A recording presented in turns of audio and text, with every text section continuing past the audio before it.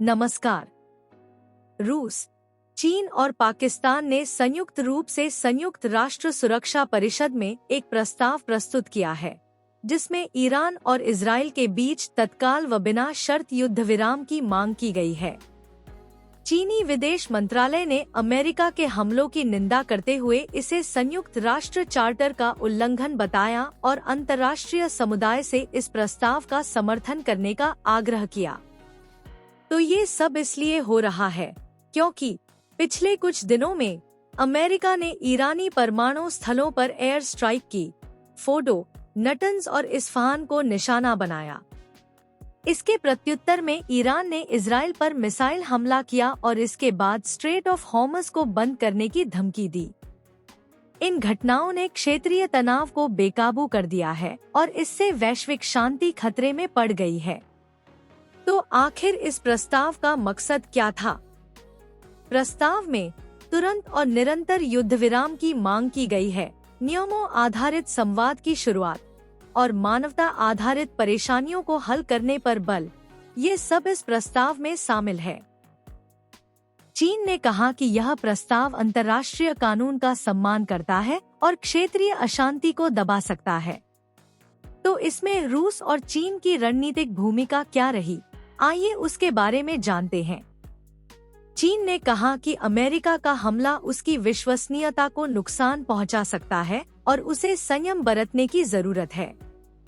रूस, जो पहले भी गाजा जैसे मुद्दों पर यूएन में कार्रवाई कर चुका है, इस बार भी प्रस्ताव में सक्रिय रहा और अमेरिका को इनग्राहमेंट से बचने की चेतावनी दी। लेकिन सवाल ये है, इस युद्ध से पाकिस्तान का दूर दूर तक कोई लेना देना नहीं था, तो फिर इस युद्ध में पाकिस्तान क्यों घुस रहा है और उसकी इसमें भूमिका और पहल क्या है, आइए जानते हैं। हालांकि पत्रकारों में पाकिस्तान की टिप्पणी प्रत्यक्ष रूप से नहीं है, लेकिन सूत्रों से पता चलता है कि पाकिस्तान ने मौखिक समर्थन देकर प्रस्ताव का साथ दिया है, खासकर ईरान के खिलाफ एक नए युद्ध की आशंका के मद्देनजर। अब इस मामले में अंतर्राष्ट्रीय प्रतिक्रिया क्या आ रही है, आइए जानते हैं।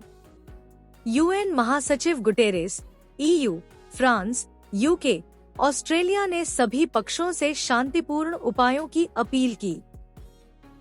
कई देश ईरान या इजराइल का समर्थन तो नहीं करते, लेकिन स्थिति की गंभीरता को समझते हुए संकट में कमी चाहते हैं। इस मामले में क्षेत्रीय और वैश्विक पड़ाव है। इस प्रस्ताव से तीसरी बार यूएन में ऐसी गंभीर स्थिति बन रही है जैसे पहले गाजा पर हुआ था।